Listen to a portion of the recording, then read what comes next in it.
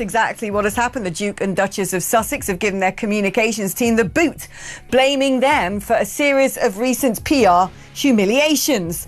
Shed a tear for poor Meghan Markle. There the delighted Duchess was, all set to steal the King's limelight, and then, suddenly, dramatically, she was stripped of the chance. Damn! We want privacy! We want privacy! Whatever the hell that means, perhaps she'll take solace in her own expanding opportunities. She is a malignant narcissist. Get a job, Meghan. Fake it till you make it. Harry and Meghan are their own worst enemies. This is a disaster. This is a flop. You're in America now, and we don't give a shit about you. Unlike for Harry and Meghan, who yet again seem to have axed their entire staff body. Just when Montecito's morning mist should have smelled like citrus and quiet success, an icy shockwave ripped through Meghan Markle's glass-walled HQ. Forget negative press or creative differences. Ex-staffers say Meghan Markle's mass firings exploded the moment a leaked South Park script landed on her desk. Babe, time to do our daily $250,000 sponsored Instagram post for Del Taco. I shouldn't have left the made-up nonsense. That's right, nothing says that you're impossible to work for a bit of a ball ache and an axe grinder than constantly cycling through various members of staff like hot dinners. The Montecito revolving door just spun off its hinges. 6 key aides, 2 top spokesmen, a social media lead, and multiple support staff are out. And insiders insist it wasn't because of sluggish sales or clashing strategies. It was the rumored South Park Respect Our Pregnancy parody that pushed Meghan over the edge. It has been several months now since our beloved Queen has died. Our Canadians are finding it hard to go on. All Canadians, that is, except for our first guest, the Prince and his wife. And after the comedy of errors that was American Riviera Orchard and the ongoing chaos of Manic Meg's scam jam car crash as ever, perhaps caution is called for here. According to one blunt exit memo, the Duchess demanded a full-court press to smother the cartoon leak. When the team couldn't guarantee success, she pulled the trigger. Now, with her brand in freefall and Netflix reportedly concerned, the question isn't why the staff left. It's how Meghan plans to fend off a satire machine that never backs down. I feel like the focus is starting to shift off of me. Maybe in editing you'll fix it. I thought we were moving forward, Meghan. Well, we're not. So it seems to me they're resorting to becoming basically a version of the Royal Kardashians. We can't wait for it. From dawn onward, Montecito's inner circle swears the atmosphere felt less like a lifestyle startup and more like a corporate coup. Slack pings popped like popcorn as the leaked storyboard traveled through private channels faster than Kris Jenner's latest marketing scheme. One junior coordinator claims the Duchess's personal assistant sprinted down the main hallway clutching a freshly printed script, shouting for legal, now. Within 20 minutes, the comms director's calendar turned to gray, an ominous indicator that his account had vanished. Another aide, staring at her frozen email, discovered the HR portal now read, access revoked, and a courier was already en route to collect her badge. Sources say the carnage continued in 10-minute waves as IT remotely locked laptops before owners could even download personal files. By late morning, parking attendants watched a parade of SUVs roll out with cardboard, boxes stacked against tinted windows. Onlookers caught a glimpse of partially shredded press kits and half-drafted crisis statements poking from the top flap, souvenirs of a strategy that never launched. That's fine, I'll go it alone, just like Meghan Markle and Prince Harry. It's that mocking, mimicking, disrespectful way that she does everything in her life. The final blow? An all-staff email sent from Meghan's executive account. No greeting, no sign-off containing just 8 words. Return all devices to security by noon. Thanks. And with that, Montecito's once-envied PR brain trust dissolved into the coastal fog, leaving only rumor, resentment, and a vacancy sign flashing behind the Duchess's polished front gate. The storyboard leak hit the internet like a depth charge, detonating first on a tiny South Park fan subreddit at 2:43 a.m. A grainy frame of an animated Meghan adjusting a foam baby bump while a red-haired prince fussed with a clipboard labeled Empowerment Lighting, Take 97. Within 13 minutes, the image jumped to X, then ricocheted to TikTok, where creators stitched it to Meghan's real pregnancy reel, scoring the mashup with Carnival Calliope. Back in Montecito, a night owl social assistant watching trending tags woke the crisis channel with a single all-caps ping. Cartoon has landed. Staff say Meghan was on a red-eye back from New York, scrolling her phone mid-turbulence when she saw the clip and uttered the one syllable that freezes aides in place. Fix. The decree triggered what insiders now call the blackout hour. It's so funny, too, that you keep calling me Megan. You know, it's Megan now. And how negative, I mean, how toxic must this workplace be to burn through so many people and accomplish so little? People were saying meh. It's not meh. It's pronounced me. The H is silent.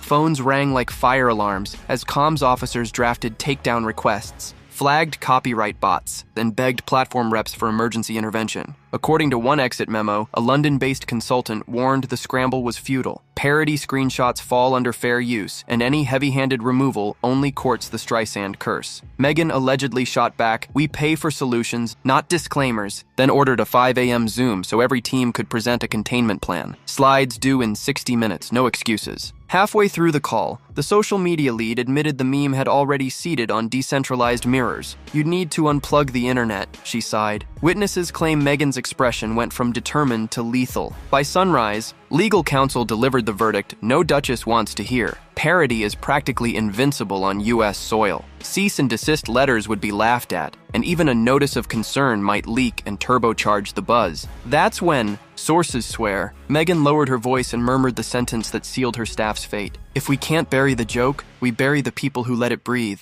Moments later, HR began pulling termination templates from the cloud. Screens went black, keycards beeped dead, and the Montecito compound braced for the collateral fallout of a joke no shutdown order could kill. Boxes stacked in foyers, security badges clattering into stainless steel bowls. Montecito looked less like a palatial HQ and more like the last day of summer camp, minus the tear-stained hugs. So I went online to see what was new with Uncle Harry and Auntie Megan, and I couldn't find a thing.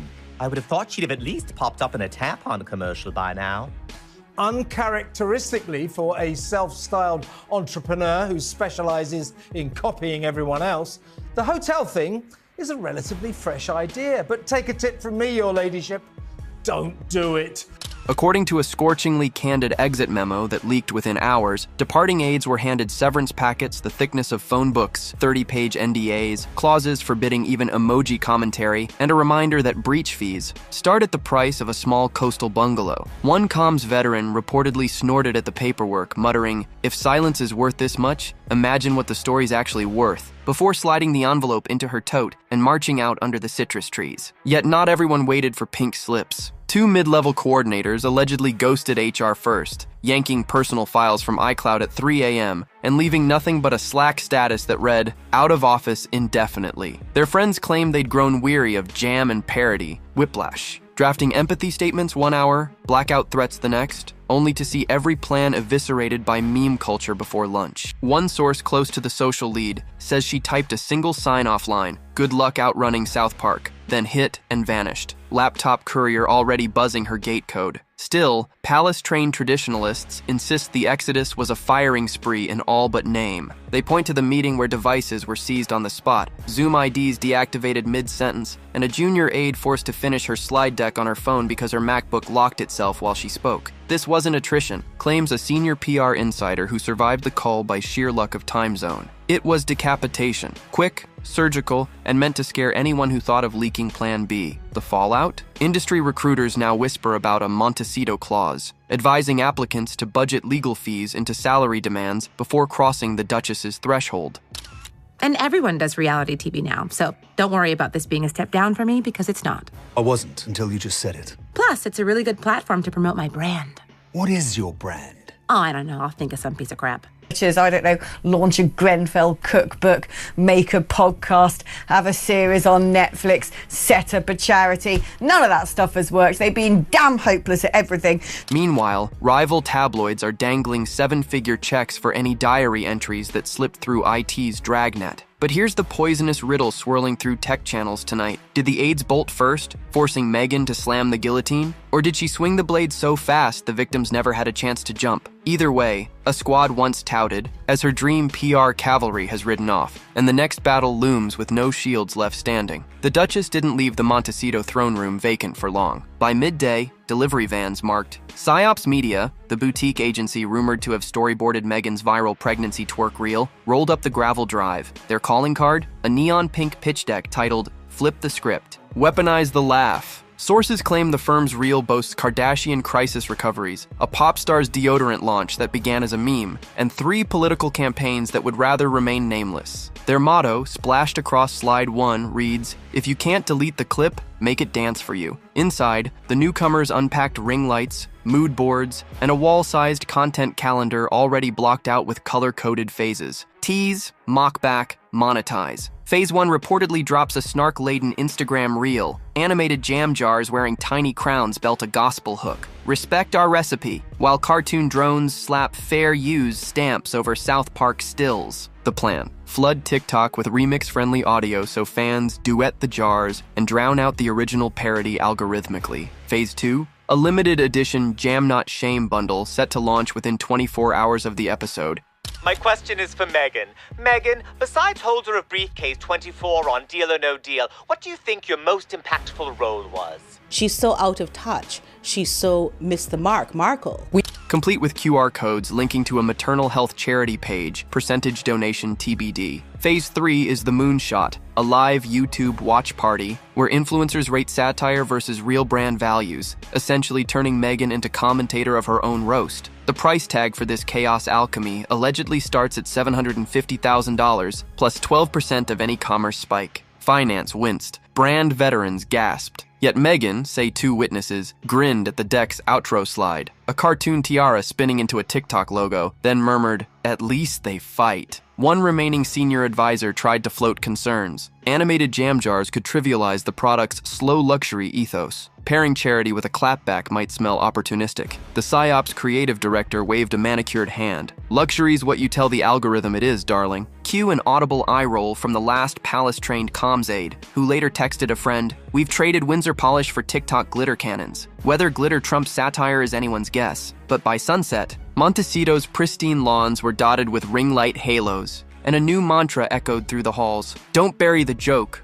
remix it till it pays rent. Netflix's alignment sync was booked as a half-hour touch base and instead mushroomed into a 2-hour slog of red flag slides and awkward silences. According to a source dialed in from Culver City, the very first graphic showed a plunging red line under the header brand volatility index, numbers pulled from real-time sentiment trackers that had never been kind to the Sussex brand, but now looked like an elevator cable in free fall. Merchandising leads asked whether every jar of his ever product appearing in With Love, Meghan Season 2 could be digitally relabeled generic fruit spread until the satire storm passed. An agent on speaker suggested pushing the entire season to Q1 for audience breathing room, only to be reminded that ad inventory for the holiday quarter was already sold and billed. The debate ricocheted between legal's cautionary, no defamation here, but plenty of reputational drag, and finance's hard math. If viewers start laughing in scenes meant to inspire slow-living serenity, expect churn. You never had a dream when you were a child to be something everyone else said was impossible? Like an astronaut, or prime minister, or masseur? I wanted to be a princess. Oh, well, you kind of fucked that up. Prince Harry, though, has become the punchline of a Saturday Night Live joke. Let's have a look. NBC has announced plans for a spin-off to the hit series Suits, which will be set in Los Angeles. It will focus on Meghan Markle's character's struggle to balance her legal career while also caring for an unemployed immigrant.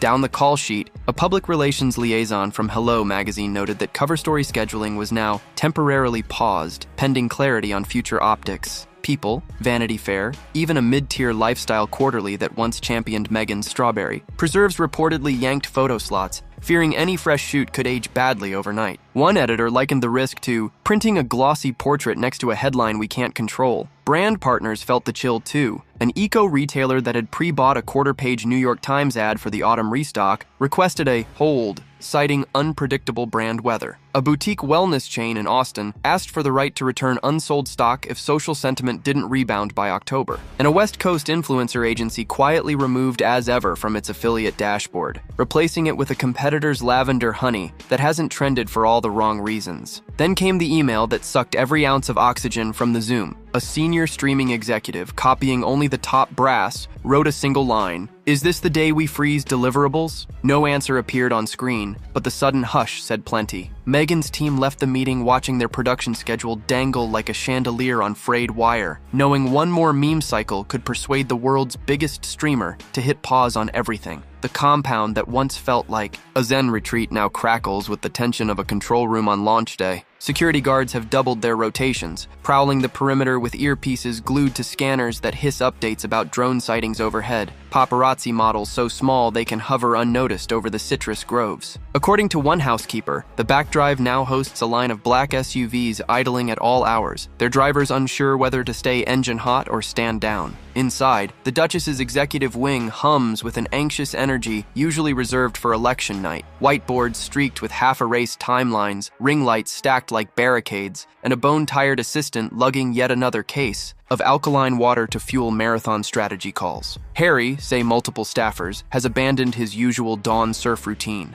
Instead, he paces the lawn in running shoes, phone pressed to his ear, whispering furiously about optics, not outcome. Lisa Rinna, so nice to see you again. We've never met. Oh, why do I feel like I know you? Well, I've been on TV for 50 years, so maybe it's that. Well, this is after we were informed that they were hiring this team of 11 and that they were going to try to almost have their own little royal court and craft things differently. One witness claims he rang an old Kensington Palace aide at 3 a.m. London time, asking whether a brief statement might cool things off. The answer, palace protocol forbids comment on satire, left him staring across the Pacific, fists clenched at his sides. Later, he was seen jogging tight circles around the fountain, earbuds blasting a mindfulness podcast that could barely drown the low buzz of a drone passing overhead. Back in the comms bunker, the sole remaining social strategist refreshes sentiment dashboards every 5 minutes, watching the red bar creep lower. She prepares 2 caption drafts for every planned post, one jokey, one solemn, because direction changes hourly. A printed note taped to her monitor reads, "DEFCON, trending." At the far end of the corridor, operations managers juggle freight quotes for a possible emergency pop-up tour, their spreadsheets pulsing with surge pricing because vendors smell panic. Even routine household rhythms feel warped. The private chef cancels a farmer's market run after spotting long-lens photographers at the gate. A yoga instructor reschedules sessions to dusk, hoping twilight shadows cloak her arrival. And through it all, phone alarms punctuate the hallways. Reminders to monitor South Park teaser drops, track influencer reactions,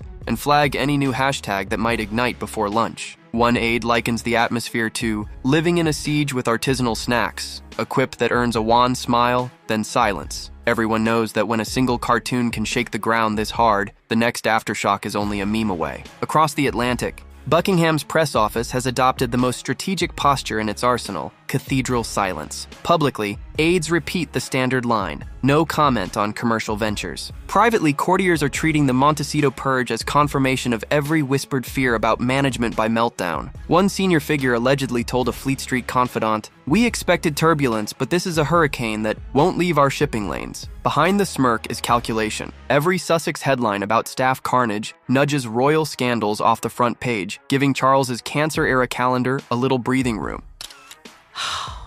We are screwed. Wait, what about your ketchup company? That was a dumb idea. Then what are we going to do?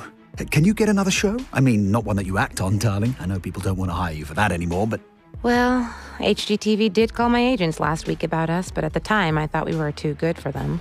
I don't think Meghan likes interviewing people. I think she'd prefer to talk about herself. According to Palace Chatter, an internal memo now advises senior royals to maintain courteous distance until the South Park episode airs, diplomatic code for let the Duchess twist in a wind of her own making. Hollywood's verdict is harsher and far less polite. A partner at an elite publicity firm says the Sussex brand has slid onto their informal cobalt list, clients so volatile they require hazard pay before any red carpet alignment. One A-list actress who once vacationed with Meghan quietly pulled out of a panel discussion on women in leadership, citing schedule conflict. Industry insiders translate, no one wants their empowerment soundbite spliced next to animated mockery in endless reaction videos. A veteran talent manager leaked a group chat snippet in which agents debated whether it's safer to pitch clients for reality dating shows than for a Sussex collaboration. At least The Bachelor doesn't fire you for memes, quipped one. Streaming rivalries are sharpening knives too. An Amazon Studios development exec, never known for subtlety, allegedly told colleagues, if Netflix freezes her docu deal, we're not the rescue squad. In other words, the Duchess's leverage in bidding wars evaporates with every staff casualty and every meme ticker.